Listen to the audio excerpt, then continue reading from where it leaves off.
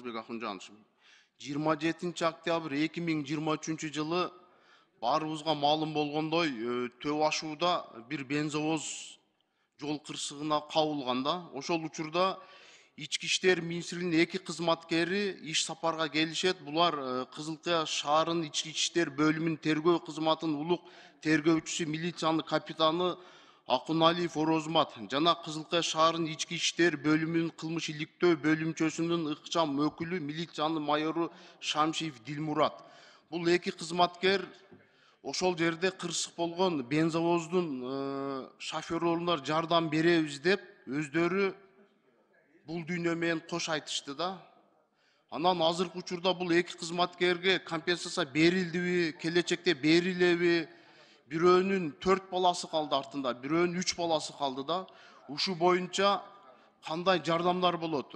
Келечекте кандай жардамдарды беребиз? Балдарыны кандай бир балдарына жардам берүү боюнча Нурланбек Асанбекович ушул боюнча протоколдук тапшырма берип койсоңуз жакшы болот эле. Эми бул кызматкерлер ант берип, ушул биздин ички иштер министрлигине кызмат кылып келишти да. Ушу боюнча мен жообунда күтөм, протоколдук тапшырмада берип койсоңуз.